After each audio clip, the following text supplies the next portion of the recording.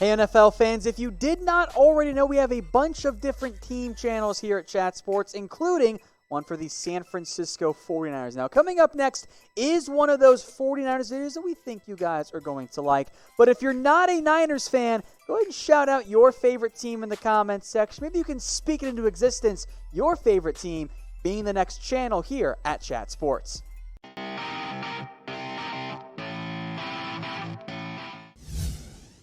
Hey 49ers fans, I'm Thomas Mott. Welcome into Chat Sports, and today, let's take a look at 4 players the 49ers could trade from their own current roster to go ahead and not only free up cap space, but also get some additional draft picks, which we know they need very much. Again, there are no reports that they're actually going to do these sort of things. Actually, there are a couple. We're going to get into that, but these are ones that they could do to go ahead and free up some cap space, which is why I preface the first one being, I don't want to do this one.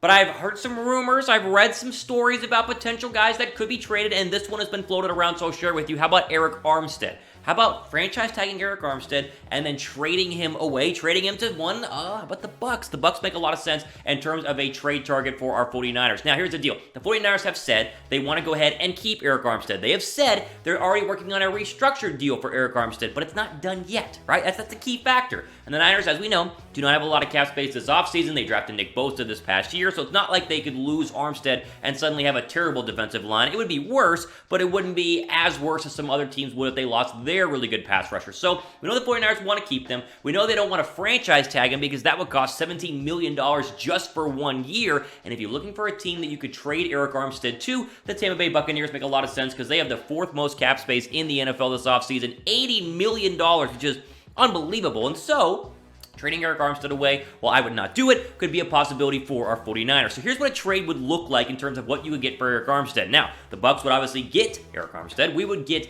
a 2nd-round draft pick of the Tampa Bay Buccaneers. Not a bad deal overall. This is a great trade if you're out there going, well, we have Bosa and we have D Ford. You know what, actually, go ahead and throw up our defensive line without Arik Armstead. You see there, Bosa, Shelton Day, DeForest Buckner, D Ford. Obviously, you're rotating in guys like Solomon Thomas, Ronald Blair. Like, it's still a very good defensive front without Arik Armstead, costing $17 to $19 million per year. I wouldn't do it. I said before in a previous video, I really like the idea of Armstead re-signing and staying here because as you see his stats right now, they're really, really good last year, despite the fact he's sharing snaps and sharing sacks, essentially, with Nick Bosa and Ford and everybody else on that defensive line. So, if you're one of the guys, I know there's just a couple of you guys out there who don't want to re-sign Arik Armstead because he's going to cost too much money, this is a very real possibility that I'm very curious to see how it's going to go ahead and flow with a lot of the 49er fans. This is the most unlikely one, so why we're starting with it. It's the biggest name. The ones we're going to talk about a little bit later on in the video are a lot more likely, but I want to go ahead and just flash this one out there because, again, you don't have a lot of money.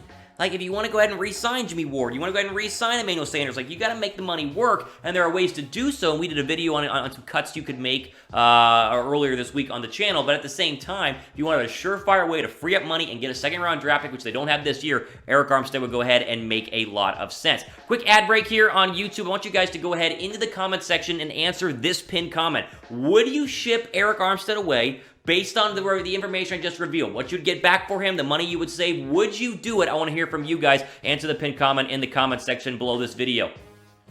All right, moving on. Let's go ahead and take a look at another one that makes a lot more sense, I think a lot more realistic, is trading one of your backup quarterbacks to go ahead and free up some more cap space, a.k.a. Nick Mullens. So Nick Mullens, of course, was rumored to be a trade guy last year. Denver apparently made some phone calls, and it's like, oh, we going to trade Nick Mullens? Well, we ended up not, and he's, many people would argue, that one of the better backups in the National Football League because he has a lot of starting time in terms of being a backup quarterback whenever Garoppolo went down last year. Mullens has a lot better trade value than C.J. Beathard. Most people will comment saying, oh, I'd rather trade Beathard. Well, yeah, because Beathard's not as good, which means the trade value is not that great. But when I look for a trade partner with Nick Mullens, how about the Philadelphia Eagles? They need a backup quarterback. They obviously are going to lose Josh McCown, most likely, the 900-year-old backup quarterback who tore his hamstring because he's so old in the Eagles playoff game against the Seattle Seahawks. So Eagles need a backup quarterback. They have 10 draft picks, and it makes a lot of sense to go ahead and move him because Jimmy Garoppolo, who at once was injury-prone to some ignorant people, would have played all 16 games last year and obviously went all the way to the Super Bowl uninjured. So I think we're pretty safe to say that Nick Mullens could go ahead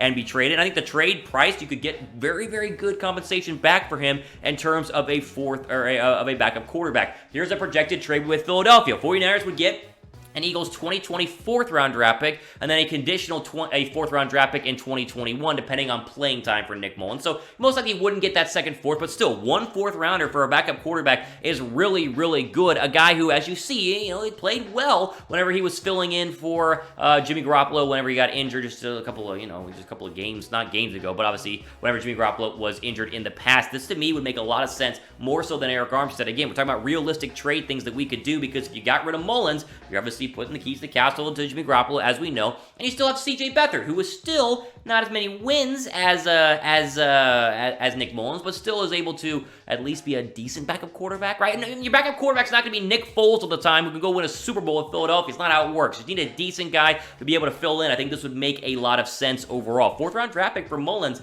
You don't have a 4th-round draft pick this year. I would not be opposed to this one at all. What do you guys think? In the comments section, would you trade away Nick Mullens this offseason? Type 1 down below for yes, type 2 down below for no. I honestly, I'd type 1 if it's a 4th-round draft pick, but again, you gotta wait and see. I'm curious what you guys think in the comments section. Moving on, this is the one. This is the one you guys are going to love. Trust me. How about Solomon Thomas? How about trading him to the Cincinnati Bengals? Remember the 1st-round draft pick in 2017? We all thought trading back 1 pick to 3 and getting Solomon Thomas was the draft move of the century. We got to get the best defensive tackle, best pass rusher. Well, it didn't work out. Never played his potential. And guess what? The 49ers owe him, $8.95 million in 2020? If you can get that off the books, that creates a lot of cap space to go ahead and re-sign Arik Armstead and keep him, and Sanders and Ward and all the other guys we talk about here ad nauseum week in and week out on who they could keep and who they could not keep, because those are the 3 guys, right? If you not know who the 3 guys are, I'll say it again: Sanders, it's Jimmy Ward, and Arik Armstead. So again, we're trying to free up cap space to go ahead and keep those guys. Thomas, to me, is the ideal trade piece. Like, this is the trade piece that makes the most sense. And Cincinnati has a ton of free cap space, $45 million, so they could technically re-sign him if he played well. And they have draft picks. Look, 49ers would get a Bengals 2020 4th, and the Bengals would get Solomon Thomas. Very simple, right? That's how these trades work. You free up cap space, get a draft pick, it's a win-win for everybody, and Solomon Thomas can go somewhere else where maybe he gets to play more, and maybe he can, I don't know, get better playing alongside Andrew Billings, who came out of Baylor, or whoever else is there with the Cincinnati Bengals. And again, Solomon Thomas, he wasn't awful this past year, but the stats show that he's just not a third overall pick, top 5 pick, just not living up to his potential. I would much rather have him than a guy like Jones, I'd much rather have DJ Jones than a guy like Solomon Thomas. I'm curious what you guys think in the comment section. Type T down below for Thomas, type J down below for Jones, who you'd rather have filling in at that spot. You could throw in other guys like Ronald Blair, but obviously DJ Jones, coming off the injury, would have been the backup behind Ronald Blair if you're looking at how the depth chart is going to go ahead and work. So type T for Thomas or J for Jones in the comment section. Very curious to see how you guys feel about these sort of things. We asked you guys to comment because I want to know. That's how I gauge how Niner fans are feeling about different trades and different players. I'm very curious to see how you guys are going to go ahead and feel about not only Thomas, but the other ones we've talked about in this video. But this one actually has is very legit because they've actually been talking about this. We talked about it the other day here on the 49ers Report, but I'll bring it up again because as I was talking about and thinking in my head, at potential trade targets, it's like, wait, why would I ignore one that actually is probably going to happen and has been at least in the works? How about Marquise Goodwin to the Miami Dolphins? So Goodwin, of course, has actually been getting calls, the 49ers have, for Goodwin by different teams in Miami. I was told by a source, confirmed, did call this past week, and they're working on something right now. The 2020 draft is loaded with wide receivers. You don't need to go ahead and stockpile your current wide receivers. You can get one in later rounds who's probably going to be better than the 30-plus-year-old Marquise Goodwin. And trading him, again, what do you know? Saves $3.6 million towards the cap, which we all know is the main reason we're doing this video and the main reason why you would trade away players going into this offseason. I honestly, I would be fine with getting rid of Marquise Goodwin as soon as possible. Like, if anyone would take him for a 6th or 7th round draft pick, fine, go ahead, take him. I just don't have any trust in him being healthy, and I don't really have any trust in him being decent in terms of a weapon for Jimmy Garoppolo going forward. How about this proposed trade? We did this a couple days ago. I'll show it to you guys again. Dolphins get Marquise Goodwin, and we get a 4th-round draft pick. And you're saying, Thomas, why do you keep saying 4th-round draft pick? Because that's the market, right? No one's going to give us a 3rd-round draft pick or a 2nd-round draft pick for Solomon Thomas, who's never lived up to his potential, for Nick Mullens, backup quarterback. The only one you're going to get that's high is, of course, Arik Armstead, who we talked about earlier. Goodwin, if you got a 4th for him, that's stealing. Like, he's more of a fit the 6th-round draft pick guy, but I think overall he could be really, really good to trade away for a 4th-round draft pick. The stats last year, you saw him. 12 catches, 166 yards. He did nothing last year. You just can't stay healthy, and he couldn't get in the game because, of course, you have Samuel and you have Sanders, and obviously I'm going to see what Jalen Hurd has this year. So overall, the depth chart without Marquise Goodwin to me is still very, very good. It's still going to be okay, especially if you use some of that money to go ahead and make room for a guy like Emmanuel Sanders to go ahead and stay on this football team. As we all know, he needs to stay on this football team. Before we go, be sure to subscribe to the 49ers Report as we're growing. We're approaching 17,000 subs. You guys like the content, subscribe,